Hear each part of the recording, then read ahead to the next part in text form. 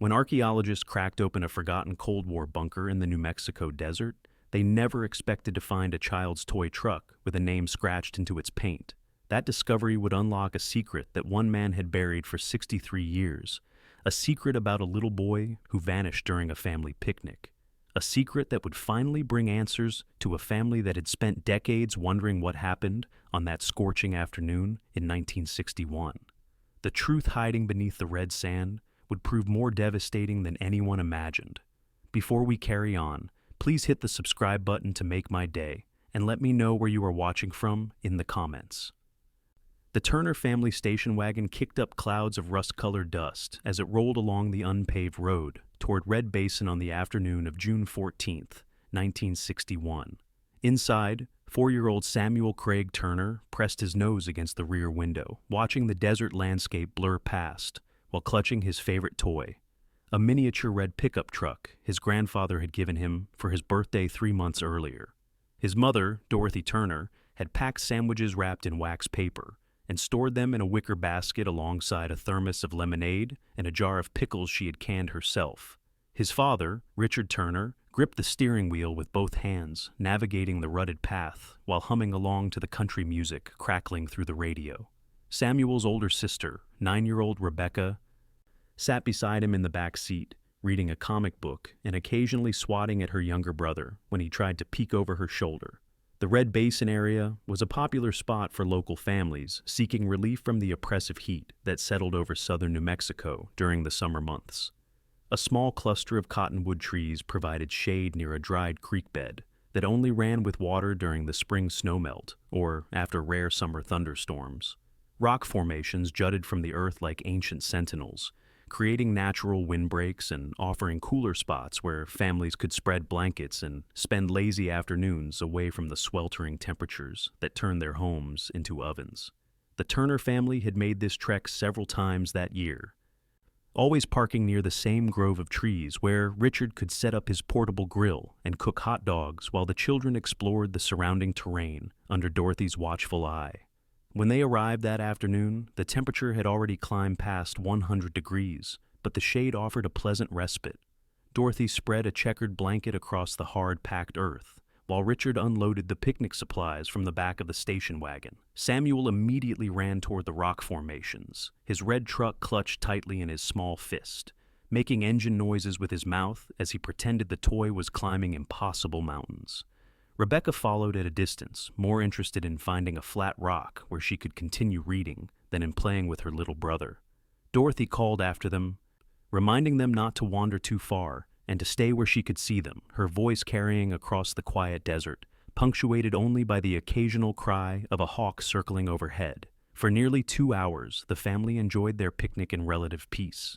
Richard cooked hot dogs over the small grill he had set up, the smell of charred meat mingling with the scent of creosote bushes that dotted the landscape. Dorothy poured lemonade into tin cups and distributed sandwiches while keeping one eye on her children, who played among the rocks. Samuel had found a stick and was using it to draw lines in the dirt, creating what he announced were roads for his truck to drive along. Rebecca had settled onto a smooth boulder with her comic book, occasionally glancing up to check on her brother, as their mother had instructed. The sun beat down relentlessly, but the shade and the light breeze made the heat bearable, even pleasant in its own harsh way. It was Dorothy who first noticed Samuel was no longer visible among the rocks. She had turned to refill Richard's cup with lemonade, and when she looked back toward where the children had been playing, she saw only Rebecca, still absorbed in her reading. Dorothy called Samuel's name, expecting to see his tousled brown hair pop up from behind one of the boulders. When no response came, she called louder, her voice taking on an edge of concern that made Richard look up from the grill. Rebecca jumped down from her perch and began walking among the rock formations, calling for her brother, her voice growing more urgent with each repetition of his name. Richard immediately began a systematic search of the immediate area, checking behind every rock and peering into every crevice large enough to hide a small child. Dorothy ran back to the station wagon to get a better vantage point, standing on the hood to scan the desert in all directions. The landscape stretched endlessly in every direction, broken only by scattered vegetation and rock formations that all looked maddeningly similar. There was no sign of the little boy in the red and white striped shirt and denim overalls Dorothy had dressed him in that morning. There was no sound of his voice calling back to them. There was only the desert silence, broken occasionally by the wind rustling through the dry brush and the distant cry of a bird. As the minutes stretched into an hour, panic truly set in. Richard drove back to the nearest town, the small community of Mesilla Park, to alert the sheriff while Dorothy and Rebecca remained at the picnic site, continuing to call Samuel's name until their voices grew hoarse. The local sheriff, a stocky man named Vernon Blackwell, who had held the position for nearly 15 years, arrived with 3 deputies and immediately organized a search party. Word spread quickly through the small communities scattered across the region, and by nightfall, more than 40 volunteers had gathered at Red Basin, equipped with flashlights, lanterns, and a determination to find the missing boy before the desert cold set in. The search continued through the night and into the following day. Volunteers walked shoulder to shoulder across the desert floor, scanning for any sign of the child, any scrap of clothing, any disturbance in the sand that might indicate where he had gone. Dogs were brought in, trained tracking hounds that circled the area where Samuel had last been seen, but the animals seemed confused, picking up scents that led nowhere or circling back on themselves. Some searchers reported that the dogs acted strangely near certain rock formations, whining and refusing to continue in specific directions, but their handlers attributed this to the harsh conditions and the overwhelming number of scents in an area that had been trampled by dozens of searchers. Theories began to emerge almost immediately. Some locals whispered about mountain lions that occasionally wandered down from higher elevations, predators that could easily overpower a small child. Others spoke of the possibility that Samuel had fallen into a hidden crevice or cave, trapped somewhere beneath the surface where no amount of calling would reach him. A few mentioned the old stories about the desert, tales passed down through generations about people who simply vanished in the heat, driven mad by sun and thirst, walking until they collapsed and were covered by the shifting sand. The most disturbing theory came from a ranch hand who claimed to have seen a dark-colored truck driving away from the Red Basin area around the time Samuel disappeared, suggesting the possibility of abduction, though he could provide no description of the driver and admitted he had been nearly a mile away when he saw the vehicle. The Federal Bureau of Investigation became involved on the 3rd day of the search, sending 2 agents from their Albuquerque office to coordinate with local law enforcement. Special Agent Harrison Feldman, a stern man with graying temples and a reputation for solving difficult cases, took over as the primary investigator. He interviewed the Turner family repeatedly, going over every detail of the day, every moment leading up to Samuel's disappearance. He questioned whether there had been any strangers in the area, any unusual vehicles, any people who had shown an inappropriate interest in the children. Dorothy and Richard could provide no such information. They had been alone at the picnic site until Samuel vanished. They had seen no one else in the area. They could offer nothing that would explain how their son had disappeared so completely.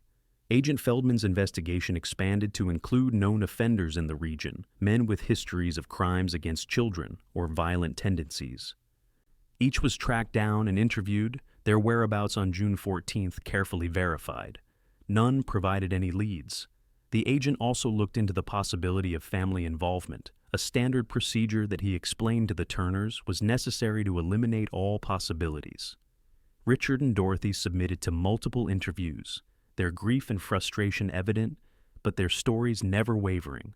Rebecca was questioned as well, gently and in the presence of her parents, but the 9-year-old could add nothing useful. She had been reading her comic book. Samuel had been playing with his truck. She had looked away for what seemed like only a few minutes, and when she looked back, he was gone. As weeks became months, the search efforts gradually diminished. The initial fervor gave way to a grim acceptance that Samuel Craig Turner was likely dead, his small body hidden somewhere in the vast desert, perhaps buried under a rockfall or carried away by scavengers. The official search was called off after 6 weeks, though Richard Turner continued to drive out to Red Basin every weekend for months afterward, walking the same paths, checking the same rock formations, hoping against hope that he might find some sign of his son. Dorothy sank into a deep depression, barely able to function in her daily life, haunted by the memory of her son's face pressed against the car window on the drive to Red Basin, excited for an afternoon of play and adventure. The case remained officially open, but grew cold as the years passed. Agent Feldman moved on to other investigations, though he never forgot the missing boy from New Mexico. Sheriff Blackwell retired in 1973, passing the unsolved case to his successor, along with a file box full of interview notes, search maps, and photographs that showed the barren landscape where a child had vanished without a trace. The Turner family eventually moved away from New Mexico, unable to bear living in the same state where they had lost their son. Rebecca grew up carrying the weight of survivors' guilt, always wondering if she had looked up from her comic book sooner, if she had been watching her brother more carefully. Could she have prevented whatever happened to him? The decades rolled past, and the story of Samuel Craig Turner became local legend, one of those tragic mysteries that people in southern New Mexico occasionally discussed when conversation turned to strange occurrences and unsolved cases. Older residents remembered the massive search effort, the grief-stricken parents, the little boy who had simply vanished into the desert air. Younger generations heard the story secondhand, a cautionary tale about the dangers of the wilderness and the importance of keeping children close.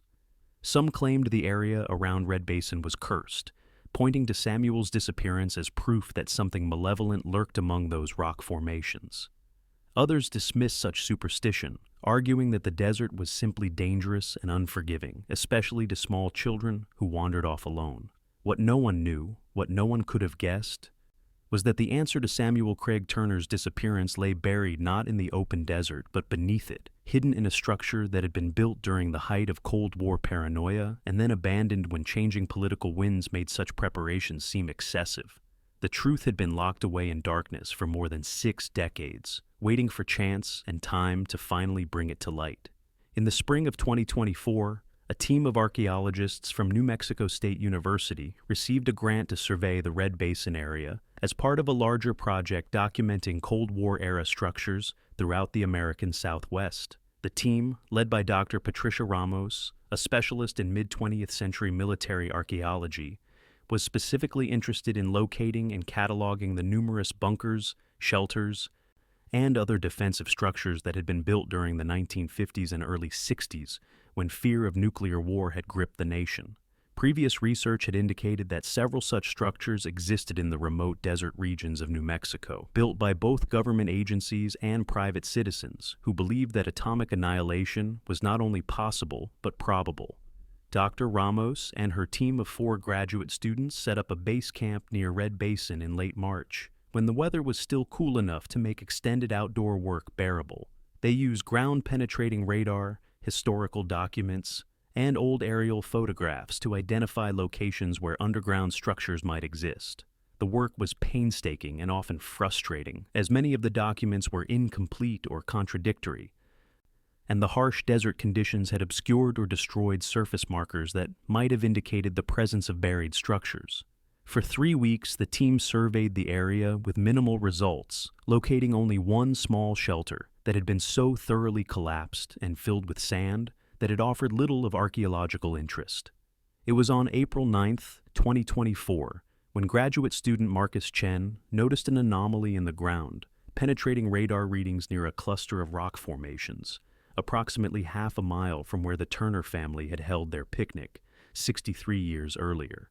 The readings suggested a void space beneath the surface, roughly 12 feet by 16 feet, at a depth of about 8 feet below ground level. Dr. Ramos was initially skeptical, as the location seemed unusual for a bunker tucked against a rock face rather than positioned in open ground, where observation and defense would be easier. However, the readings were clear enough to warrant investigation, so the team obtained the necessary permits and began excavation on April 12th. The first 2 days of digging revealed only sand and rock, the same composition found throughout the area.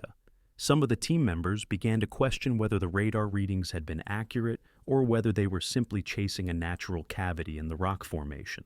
Dr. Ramos insisted they continue, having learned through years of experience that archaeological work required patience and persistence. On the afternoon of the 3rd day, one of the graduate students, Jennifer Kwan, struck metal with her shovel. Careful brushing and scraping revealed a steel hatch, heavily rusted but still intact, set into a concrete frame that had been poured directly against the rock face. The hatch was locked with a heavy padlock that had corroded beyond any possibility of opening with a key, even if they had possessed one. The team used bolt cutters to remove the lock, and then, with considerable effort and the assistance of pry bars, managed to lift the hatch open. A rush of stale air emerged from the opening, carrying the smell of decay, rust, and something else that none of them could immediately identify. Dr. Ramos shined a powerful flashlight into the opening, illuminating a metal ladder that descended into darkness. The team debated whether to enter immediately or to wait and bring in additional equipment, but curiosity and professional excitement won out. Dr. Ramos descended first, followed by Marcus Chen, both wearing respirators as a precaution against potentially toxic air. What they found at the bottom of the ladder was a small underground room, roughly the dimensions suggested by the radar readings. The walls were concrete, reinforced with steel beams, and lined with metal shelving that held various supplies. The ceiling was low, barely 6 feet high, forcing the researchers to stoop slightly as they moved around. There were crates of canned food, most of which had long since spoiled and burst, their contents dried into unrecognizable masses. There were jugs that had once held water, but were now empty or contaminated. There were blankets, a camping stove, a battery-powered radio that had corroded beyond function, and stacks of magazines dating from the late 1950s and early 1960s. But it was what Dr. Ramos found in the corner of the bunker that stopped her cold and made her hands shake as she held the flashlight. Arranged on the floor, carefully laid out as if on display, were children's items. A small striped shirt, red and white, the colors faded but still visible. A pair of denim overalls, child-sized, with copper buttons. A pair of tiny leather shoes, worn but intact. And most significantly, a small red toy truck with a name scratched into its paint in crude letters that could still be read after all these years. Samuel. Dr. Ramos immediately recognized that she was looking at a potential crime scene. She ordered Marcus Chen back up the ladder and instructed the entire team to stop all work and step away from the excavation. Using her satellite phone, she contacted the Lincoln County Sheriff's Department, explaining that they had made a discovery that required immediate law enforcement attention. Within 2 hours, deputies arrived at the site, followed shortly by Sheriff Daniel Cruz, a methodical man in his mid-50s who had held the position for 8 years and took his responsibilities seriously. Sheriff Cruz descended into the bunker with one of his senior deputies, both men documenting everything with cameras and careful notes. In addition to the children's items Dr. Ramos had found, they discovered human remains in another corner of the bunker, partially wrapped in a deteriorated blanket. The remains were small, clearly those of a child, and had been placed almost reverently in the corner, as if whoever had put them there had wanted to show some final respect. Near the remains was a notebook, its pages yellowed and brittle, filled with handwritten text in ink that had faded to a pale brown but was still legible. The bunker was declared a crime scene, and the FBI was notified immediately given the age of the potential evidence and the possibility that it related to a decades-old federal investigation. The remains were carefully removed and transported to the office of the medical investigator in Albuquerque, where forensic anthropologists would work to identify them and determine cause of death.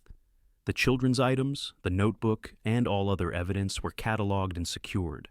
Dr. Ramos and her team were questioned extensively about the discovery, their methods, and whether they had disturbed anything before law enforcement arrived. The archaeological excavation was suspended indefinitely while the investigation proceeded. Within 48 hours, preliminary analysis of the remains confirmed what everyone already suspected.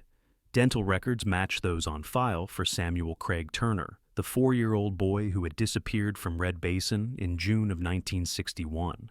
The child's height, approximate age at death, and other physical characteristics all aligned with Samuel's description. After 63 years, the Turner family would finally have answers about what had happened to their little boy, though those answers would prove to be both heartbreaking and disturbing. The notebook found in the bunker proved to be a journal written by a man who identified himself as Eldon Travis Moore. The entries were sporadic and sometimes rambling, but they told a story that investigators would spend weeks piecing together and verifying. Eldon Moore had been 37 years old in 1961, a former Army engineer who had served in Korea and returned home with what would now be recognized as severe post-traumatic stress disorder, but was then simply called shell shock or battle fatigue. He had been discharged in 1954 and had drifted around the Southwest, working odd jobs and becoming increasingly paranoid about the possibility of nuclear war with the Soviet Union. In 1958, according to his journal, and to records that investigators would later uncover, Eldon had purchased a small piece of property near Red Basin, using money he had inherited when his mother died. The property was remote and cheap, barely 10 acres of worthless desert that no one else wanted. Eldon had spent 3 years building his bunker, working mostly at night to avoid attention, digging by hand and hauling concrete mix and steel beams out to the site in an old truck. He had designed it to be hidden, accessible only through the hatch he had installed against the rock face, concealed by stones and desert debris that made it nearly invisible to anyone who didn't know exactly where to look. The journal entries from the early years of the bunker's construction revealed a man becoming increasingly unstable and isolated. Eldon wrote about his certainty that nuclear war was imminent, that the government was lying to citizens about the true danger, that only those who prepared would survive. He stockpiled supplies obsessively, spending what little money he earned on canned goods, water, batteries, and other survival equipment. He had no family, no close friends, no connections to the community beyond the minimum necessary to find work and purchase supplies. He was, in every sense, a man living on the fringes of society, consumed by fears that to him seemed entirely rational. The entry dated June 14, 1961, was longer than most, and written in a more agitated hand. Eldon described being at his bunker, performing routine maintenance and organizing supplies, when he heard voices in the desert. Curious and alarmed, he had climbed up to observe through a crack in the rocks and had seen a family having a picnic, children playing among the rocks, uncomfortably close to his hidden shelter. He wrote that he watched them for some time, growing increasingly anxious that they might discover his bunker, might compromise his security, might tell others about the location. When he saw the small boy wander away from his family, moving closer to where the bunker entrance was concealed, Eldon made a decision that he would spend the rest of his life regretting. According to his journal, Eldon emerged from his hiding spot and approached Samuel, telling the boy that he had found a secret cave where there were interesting rocks and fossils. Samuel, trusting as young children often are, followed the strange man willingly. Eldon led him to the bunker entrance, descended with him, and then sealed the hatch. In his journal, Eldon attempted to justify his actions, writing that he couldn't risk the child running back to his family and revealing the bunker's location, that he had intended to keep Samuel just until the family left the area, then release him. But as he listened to the sounds of the search beginning above, as he heard the desperate calls of parents looking for their child, Eldon realized he had made a catastrophic error from which there was no return. The journal entries from the days following Samuel's abduction revealed a man in profound psychological distress. Eldon wrote that Samuel cried constantly for his mother and father, that he refused to eat, that he huddled in the corner of the bunker, trembling and calling for help. Eldon tried to comfort the child, tried to explain that they just had to wait a little while, that everything would be all right, but Samuel was terrified of the dark underground space and the strange man who had brought him there. Eldon wrote that he considered releasing the boy, but by then the desert above was filled with searchers, and he convinced himself that if he tried to bring Samuel back up, he would be caught and imprisoned for kidnapping. The entries became more scattered and distressed. Eldon stopped recording dates consistently. He wrote about Samuel growing weaker, the child's cries becoming quieter, his small body shaking with fever. Eldon attempted to care for him, giving him water and trying to get him to eat. But the combination of trauma, fear, and the poor conditions in the bunker took their toll on the 4-year-old's health. According to the medical examiner's later report, Samuel likely died approximately 5 to 7 days after being taken to the bunker, succumbing to a combination of dehydration, shock, and illness that his young body simply could not fight off in such dire circumstances. The final entries in the journal, written in the weeks after Samuel's death, showed a man completely broken by what he had done.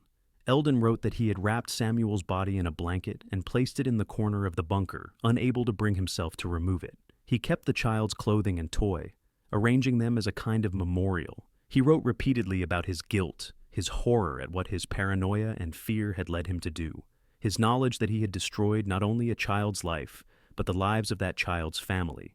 He wrote that he deserved to die, that he should turn himself in, but his cowardice and fear of punishment kept him from doing so. Investigators worked to track down information about Eldon Travis Moore, trying to understand what had become of him after Samuel's death. Records showed that he had continued to live in the area sporadically throughout the 1960s, working occasional jobs and maintaining his property near Red Basin. In 1969, he had been arrested for drunk and disorderly conduct in Alamogordo, spending 3 days in jail before being released. That appeared to be his only interaction with law enforcement during his lifetime. In 1974, he had sold his property near Red Basin for a minimal sum to a rancher who wanted to expand his holdings. Though there was no indication that Eldon had ever mentioned the bunker to the buyer, the trail of Eldon Moore's life went cold after that sale. He appeared to have drifted further into the margins of society, his name appearing in no official records. No tax documents, no addresses. Investigators eventually located a death certificate filed in 1987 in Tucson, Arizona, showing that Eldon Travis Moore had died at age 63 in a homeless shelter, his body cremated at county expense when no relatives came forward to claim it. The man who had taken Samuel Craig Turner's life had lived another 26 years carrying that burden, dying alone and unmourned, taking his secret to the grave, but leaving behind the journal that would eventually expose his crime. When the FBI contacted Dorothy Turner, now 91 years old and living in a retirement community in Oregon, she initially refused to believe what they were telling her.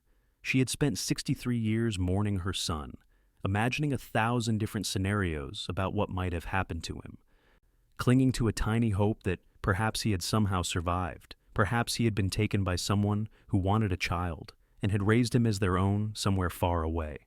The truth that Samuel had died within days of his disappearance, locked in darkness just half a mile from where she had frantically searched for him, was almost too painful to bear. Rebecca Turner, now 72 and living in Washington State, received the news with a mixture of grief and relief.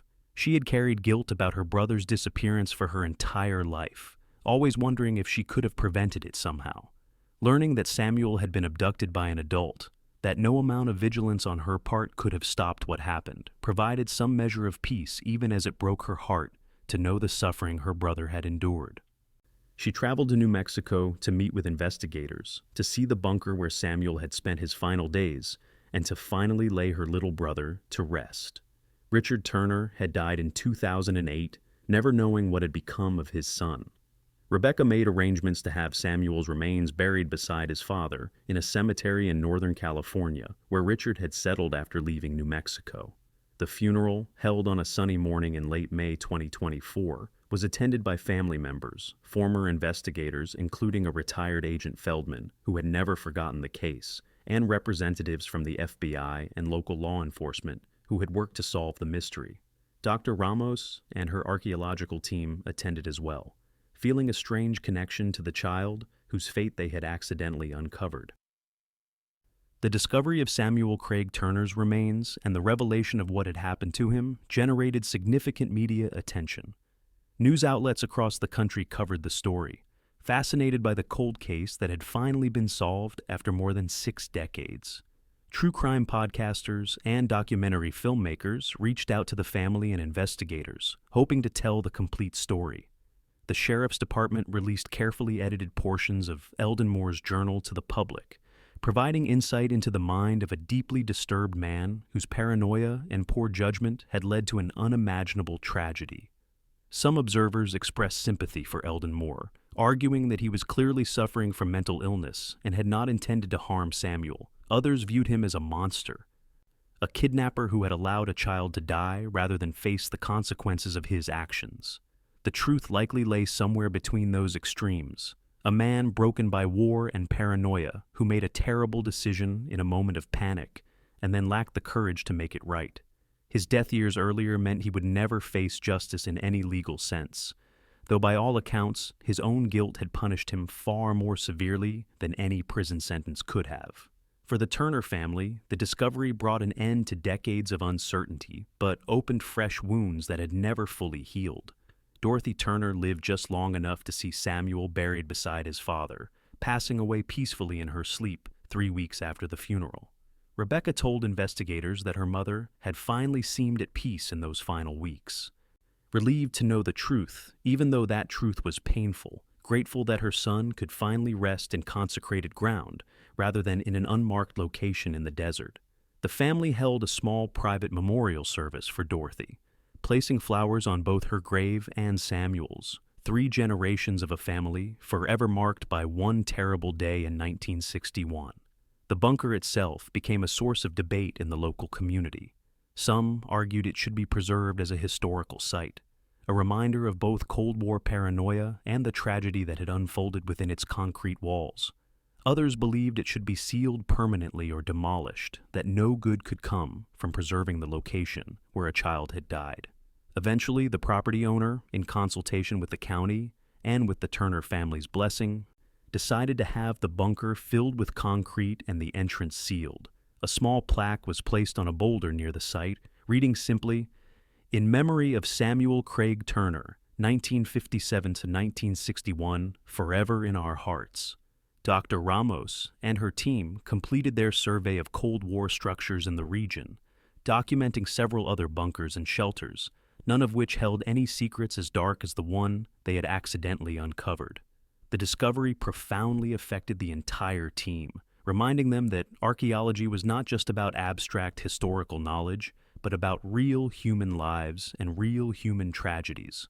Dr. Ramos wrote an academic paper about the find, discussing the intersection of Cold War culture, mental health, and crime, how the paranoia of that era had contributed to creating isolated individuals living on society's fringes, sometimes with devastating consequences.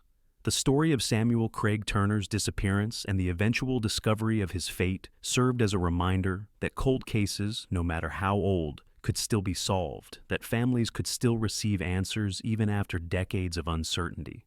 Law enforcement agencies across the country used the case as an example when arguing for resources to continue investigating unsolved missing persons cases, pointing out that new technology and persistent effort could sometimes achieve what had seemed impossible years earlier.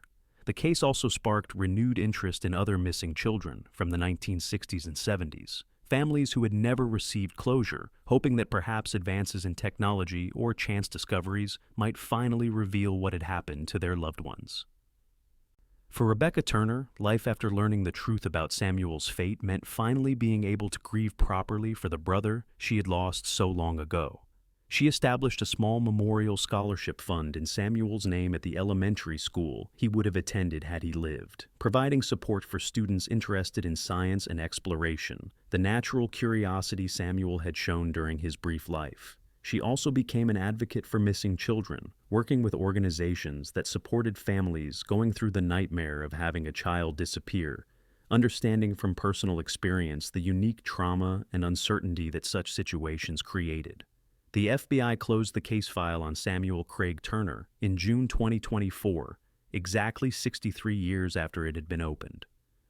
The formal closure brought a sense of completion to the agents who had worked the case over the decades, though several retired investigators privately admitted that the solution brought little satisfaction.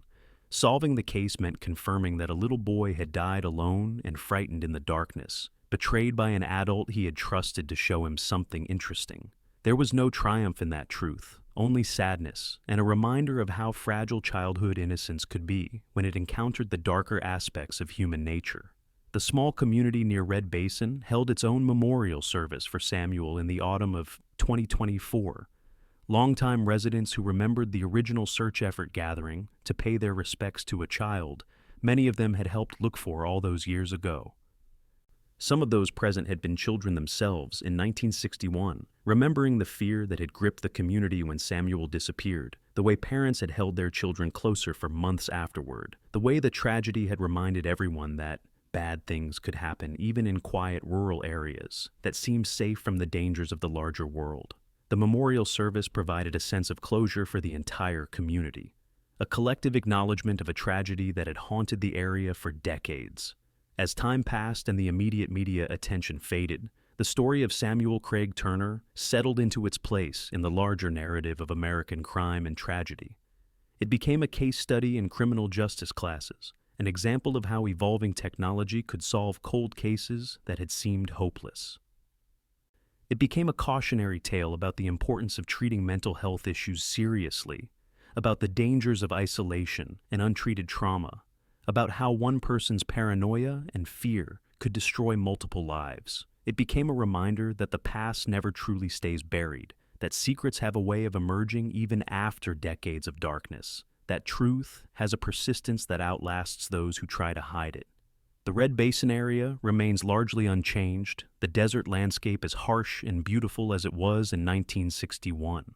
Families still venture out to picnic among the rock formations, though perhaps with a greater awareness now of the importance of vigilance, of keeping children close, of understanding that danger can emerge from unexpected places.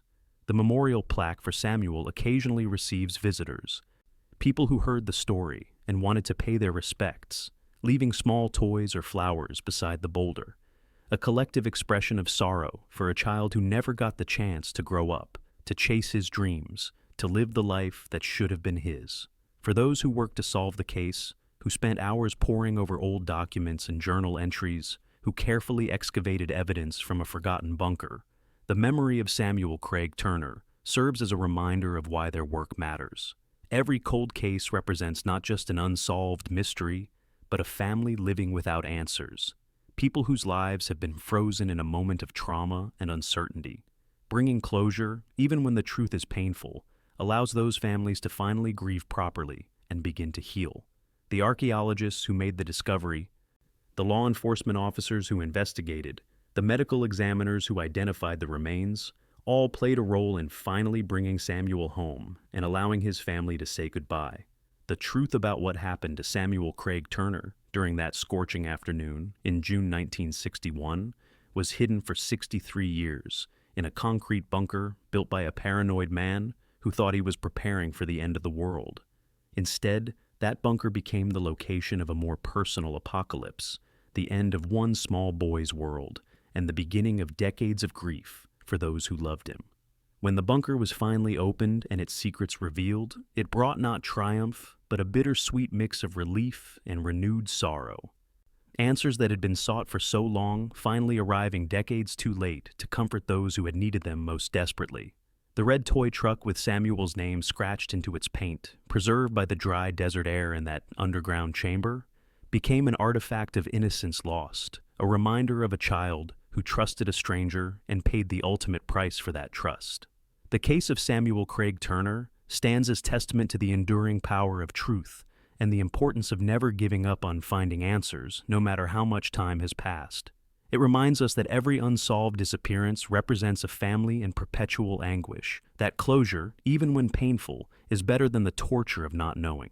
And it serves as a memorial to a 4-year-old boy who loved his red toy truck and his family, who wanted nothing more than to play in the sunshine on a desert afternoon, whose life was cut short by circumstances beyond his control or understanding. The impact of Samuel's case extended far beyond the immediate family and the investigators who worked to solve it. In the months following the discovery, journalist Amanda Pierce from the Albuquerque Tribune began researching other missing children cases from the 1950s and 60s throughout the Southwest. Her investigation revealed a disturbing pattern of unsolved disappearances that had occurred during the Cold War era, children who had vanished in remote areas where survivalists and paranoid individuals had established hidden compounds and bunkers. Amanda's series of articles, titled "The Bunker Children," brought attention to at least 17 other cases that shared similarities with Samuel's disappearance, situations where children had gone missing near areas known to have underground shelters or where reclusive individuals were known to live. The publicity generated by Amanda's reporting led to renewed investigations in several of these cases. In Arizona, authorities used ground-penetrating radar to survey an area near where 6-year-old Christina Valdez had disappeared in 1963 during a school field trip. The search revealed 2 previously unknown bunkers, though neither contained evidence related to Christina's case. In Texas, information about a survivalist compound that had existed in the 1960s led investigators to interview elderly residents who remembered a reclusive man who had lived in the area and had been seen with a young boy despite claiming to have no family. That lead eventually went nowhere, but it demonstrated the ripple effect that Samuel's case had created, how one solved mystery could inspire fresh looks at other tragedies that had long been forgotten. Rebecca Turner found herself becoming an unofficial spokesperson for families of missing children from that era. She received dozens of letters and emails from people whose siblings, cousins, or friends had disappeared decades earlier. Families who hoped that Rebecca's experience might somehow guide them toward their own answers. She spent hours on the phone with these people, offering what comfort she could, sharing her story, and encouraging them not to give up hope even after so many years had passed. Some of these conversations were heartbreaking. Elderly people who had spent their entire lives wondering what had happened to a childhood playmate or a younger sibling, still carrying guilt and grief from events that occurred half a century ago. One particularly poignant connection came from a woman named Margaret Harrison, who reached out to Rebecca in July 2024. Margaret explained that her younger brother, 7-year-old David Harrison, had disappeared during a camping trip in Utah in 1959. The circumstances were hauntingly similar to Samuel's case, a family outing in a remote area, a child who wandered off and was never seen again, searches that yielded nothing. Margaret was 81 years old and suffering from heart disease. She told Rebecca that before she died, she desperately wanted to know what had happened to David, to have some sense of closure after carrying that pain for 65 years. Rebecca connected Margaret with the journalist Amanda Pierce, who added David's case to her ongoing investigation of Cold War-era disappearances. The forensic techniques that had been used to identify Samuel's remains and extract information from the bunker where he died sparked interest in the scientific community as well. The Office of the Medical Investigator in Albuquerque held a symposium in September 2024, bringing together forensic anthropologists, archaeologists, and law enforcement personnel to discuss best practices for investigating historical crime scenes. Dr. Ramos presented on the archaeological methods her team had used to locate and excavate the bunker, emphasizing the importance of systematic surveying and documentation. The symposium attracted participants from across the country, many of whom were working on their own cold cases and hoped to learn techniques that might help them achieve breakthroughs. During that symposium, a retired detective named Lawrence Brennan from Colorado approached Dr. Ramos with information about another bunker he had discovered years earlier while hiking in the mountains near Boulder. The bunker had been empty except for some old survival supplies, but Brennan had always wondered whether it might be connected to the disappearance of 2 children who had vanished from a mountain resort in 1962. Dr. Ramos agreed to examine the site, and in October 2024, she led a small team to Colorado to survey the area. The investigation revealed that the bunker had indeed been occupied during the early 1960s, but forensic analysis found no evidence connecting it to the missing children. Nevertheless, the bunker's owner was identified through property records as a former military officer who had died in 1978, and his surviving relatives were able to provide information that helped authorities close several other loose ends in historical investigations from that region. The psychological impact of Samuel's case on those who discovered his remains continued to manifest months after the initial finding. Jennifer Kwan, the graduate student who had first struck metal with her shovel and uncovered the bunker hatch, began experiencing nightmares and anxiety attacks related to the discovery. She sought counseling and eventually wrote a personal essay about the experience, discussing the unexpected emotional toll that can come from archaeological work when it intersects with human tragedy. Her essay was published in an academic journal and sparked important conversations in the field about the need for better mental health support for researchers who encounter traumatic material during their work. Marcus Chen, who had been the second person to enter the bunker with Dr. Ramos, had a different reaction to the discovery. He became deeply interested in the psychology of survivalists and individuals who lived on society's fringes during the Cold War period. He changed the focus of his doctoral research to examine how fear of nuclear annihilation had created subcultures of isolated, paranoid individuals throughout the American West, and how that isolation had sometimes led to tragic consequences. His dissertation would eventually use Samuel's case as a central example of how societal fears could warp individual psychology and lead to devastating decisions. The property owner who had purchased Eldon Moore's land back in 1974, a rancher named Vincent Cordova, was deeply shaken when he learned that a bunker containing a child's remains had been on property he had owned for 50 years. Vincent was 79 years old in 2024, and had never had any indication that such a structure existed on his land. He told investigators that Eldon Moore had been strange and distant during their brief interactions regarding the property sale, but Vincent had attributed that to the general eccentricity of people who chose to live in such remote areas. Learning that he had been walking over the site of a child's death for half a century haunted Vincent, even though he bore no responsibility for what had occurred there. Vincent's grandson, Michael Cordova, a college student studying criminal justice, became fascinated by the case and began researching other instances where property owners had unknowingly possessed land, where crimes had been committed, or bodies were hidden. His research project, completed in the spring of 2025, examined the legal, ethical, and psychological implications of such discoveries. Michael interviewed his grandfather extensively, documenting Vincent's emotional journey from shock to grief to acceptance. The project won awards at several academic conferences and brought additional attention to the complexities surrounding cold case investigations and how they affect not just the victims' families but entire communities. The FBI agent who had originally worked Samuel's case in 1961, Harrison Feldman, experienced a profound sense of vindication mixed with regret when the case was finally solved. At 92 years old, Feldman had long since retired and was living in a nursing facility in Virginia when FBI representatives came to inform him of the discovery and show him the evidence that had been recovered from the bunker. The elderly man wept openly. He told them that Samuel's case had haunted him throughout his entire career, that he had returned to the file countless times over the years, always hoping to find some detail he had missed, some lead he should have followed.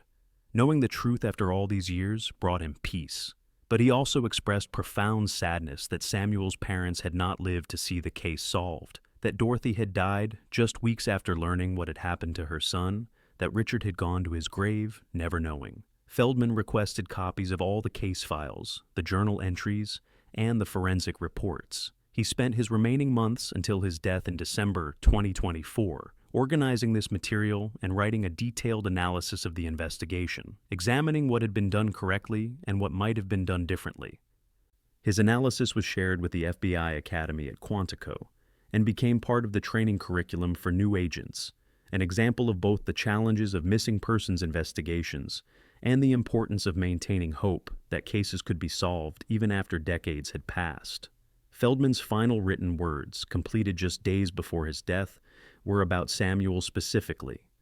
This child deserved better than what happened to him. We all failed him in 1961, but at least we were able to bring him home in the end. May he rest in peace, and may his story remind us why this work matters.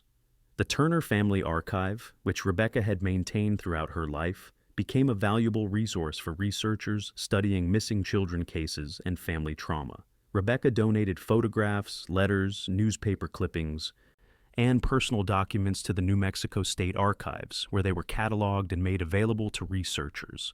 Among the most poignant items in the collection was a letter Dorothy had written to Samuel on his 5th birthday, months after he disappeared, a heartbreaking message to a son she still hoped might somehow return. The letter, written in Dorothy's careful cursive on pale blue stationery, expressed her love, her grief, and her refusal to give up hope. Reading it decades later, researchers were struck by the raw emotion and the devastating reality of a mother's grief. The local elementary school that Samuel would have attended created a memorial garden in his honor, funded by donations from community members who remembered the original search effort or who had been moved by the story when it finally made headlines in 2024. The garden featured desert plants native to New Mexico, a small fountain, and benches where children could sit and read. At the center stood a bronze plaque with Samuel's photograph, the same school picture that had been circulated during the original search, showing a smiling 4-year-old with tousled hair and bright eyes. The inscription read, "Samuel Craig Turner, forever for, forever remembered, forever loved." The dedication ceremony for the garden in November 2024 brought together an unexpected mix of people. Rebecca was there, of course, along with several elderly residents who had participated in the original search. Dr. Ramos and her archaeological team attended, as did Sheriff Cruz and several of his deputies.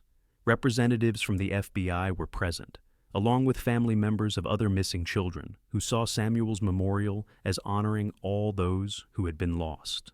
Local school children performed songs and read poems they had written about hope, loss, and remembrance. The ceremony was covered by regional news outlets, and footage of Rebecca placing flowers at the memorial went viral on social media, touching hearts across the country. The theological and philosophical questions raised by Samuel's case sparked discussions in churches and community centers throughout New Mexico. How could a loving God allow such suffering? What responsibility did society bear for individuals like Eldon Moore, who fell through the cracks of mental health systems? How should people of faith respond to tragedies that seemed senseless and preventable? Reverend Martha Coleman, who served a Methodist church in Las Cruces, delivered a sermon series examining these questions through the lens of Samuel's story. Her sermons were recorded and shared online, reaching thousands of people grappling with similar questions about suffering, justice, and redemption. One particularly thoughtful perspective came from a Franciscan priest named Father Diego Martinez, who had grown up in the area and remembered when Samuel disappeared.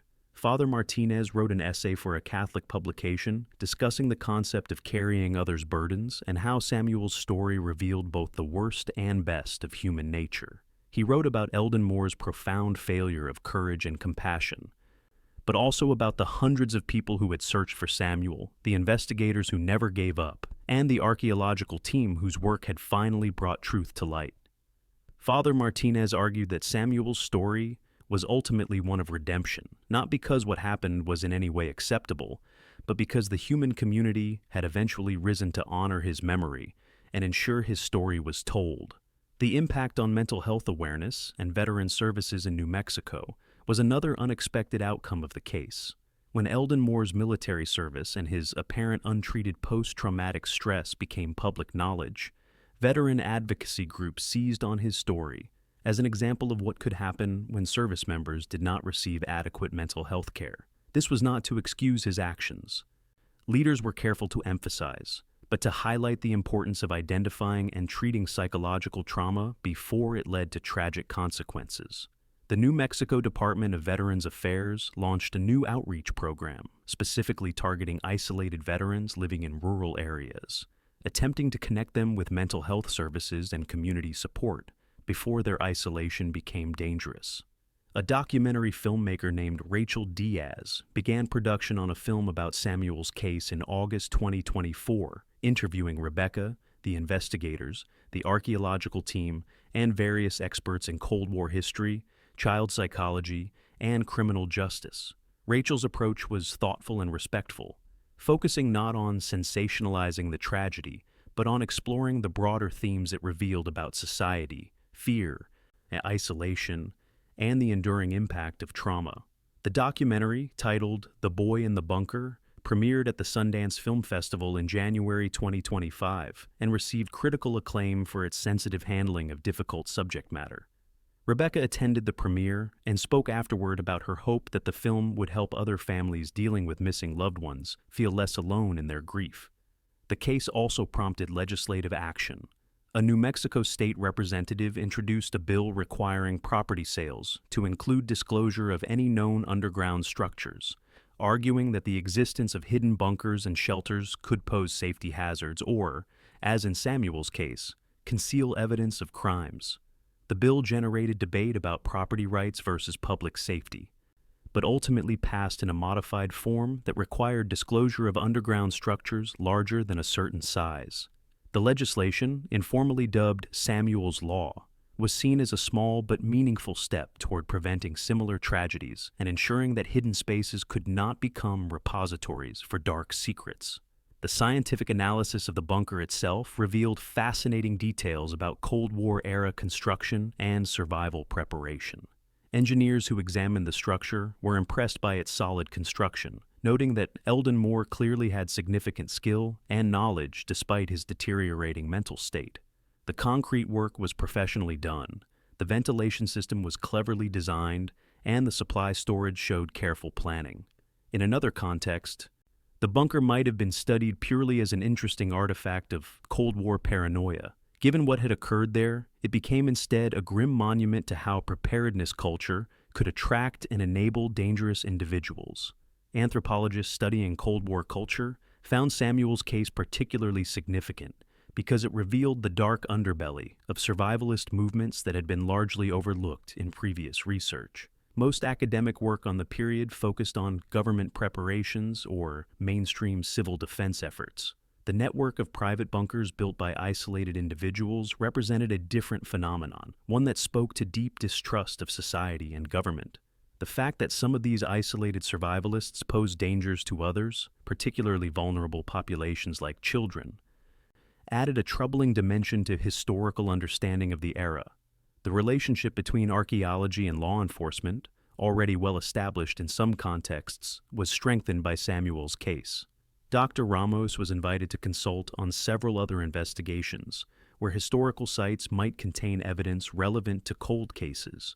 She developed protocols for ensuring that archaeological excavations maintained proper chain of custody for potential evidence, while still adhering to scientific standards of documentation and analysis. Her work helped create a model for how academic researchers and law enforcement could collaborate effectively, each bringing their expertise to bear on complex investigations that straddled the line between history and criminal justice. For the small community of Mesilla Park, where the Turner family had lived in 1961, the case's resolution brought a collective sense of closure. Many current residents had not been born when Samuel disappeared, but the story had been part of local lore for so long that it felt like a shared tragedy.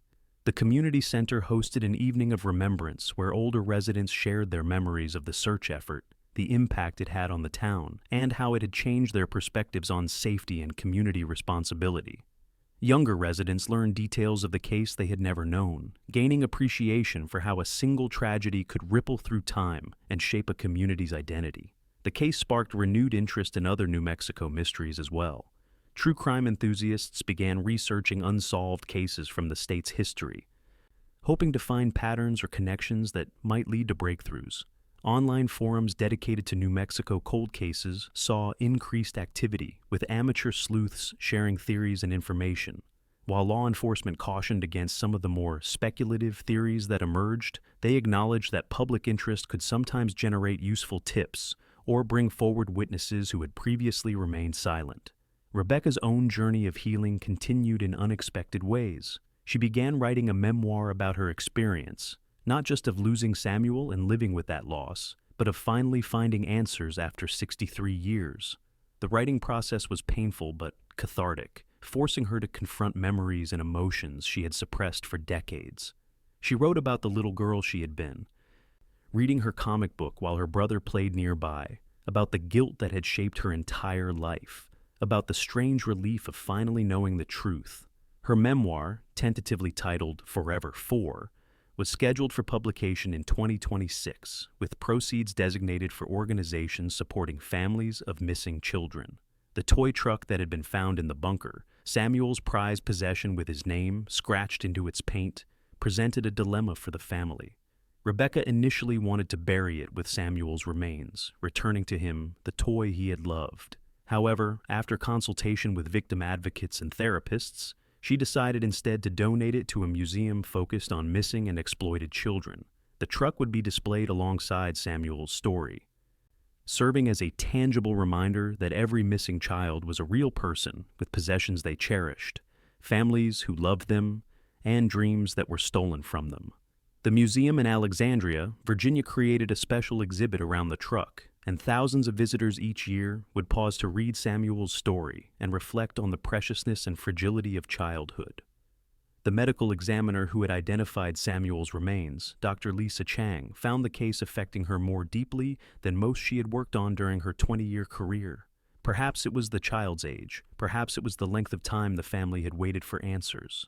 Perhaps it was simply the accumulation of too many sad cases over too many years. Dr. Chang began volunteering with organizations that work to identify unidentified remains, using her expertise to help bring closure to other families. She said in an interview that Samuel's case had reminded her why the technical, scientific work she did mattered on a human level, that behind every set of remains was a person who deserved to be remembered and a family that deserved answers. As 2024 drew to a close, Rebecca found herself reflecting on the strange journey the year had brought. She had begun January, as she had begun every year since 1961, carrying the weight of not knowing what had happened to her little brother. She would end the year having laid him to rest, having learned the terrible truth, having met with investigators and journalists and other families who shared similar tragedies. The pain had not disappeared, but it had transformed into something she could carry more easily. Grief that was pure and clean, rather than complicated by uncertainty and imagination, running wild with possibilities.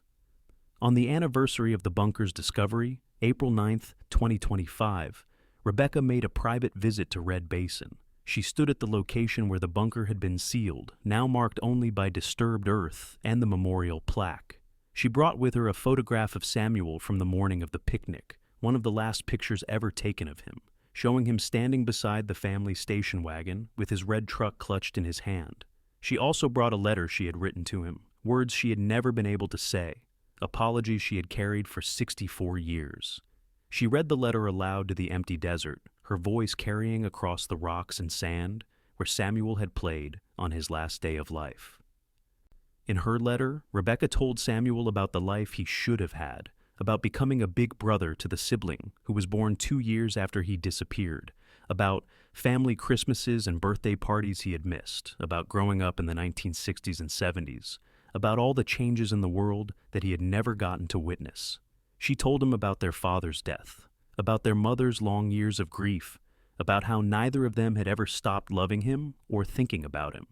She apologized for looking away, for reading her comic book instead of watching him, even though she knew intellectually that nothing she could have done would have prevented what happened. She told him that he was finally home, finally at peace, finally resting beside their father. And she promised him that his story would not be forgotten, that the world would remember the little boy who loved his red truck and his family. When she finished reading, Rebecca burned the letter, letting the ashes scatter in the desert wind. It felt right somehow, returning her words to the place where Samuel had last been free, where he had last played in the sunshine before darkness claimed him. She stood there for a long time, listening to the silence, feeling the heat of the sun that was so similar to the heat on that June day in 1961.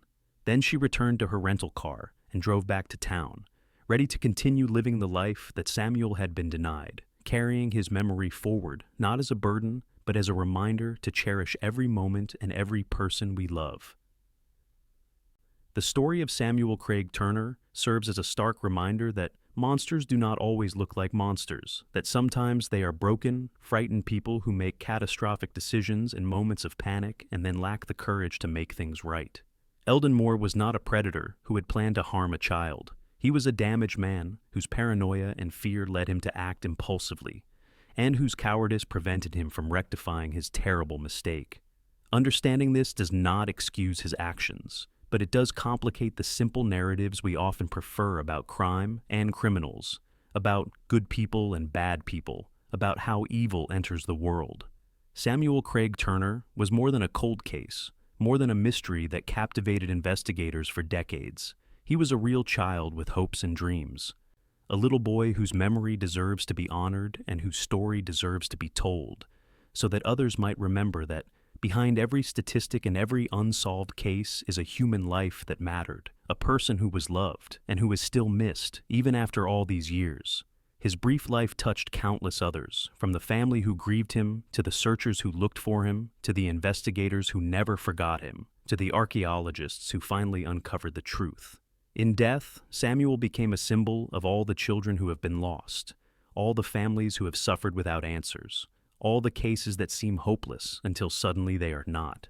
His story reminds us that truth has power, that persistence matters, that no one should ever be forgotten, and that even after 63 years, even after everyone involved has aged or died, justice and memory can still prevail.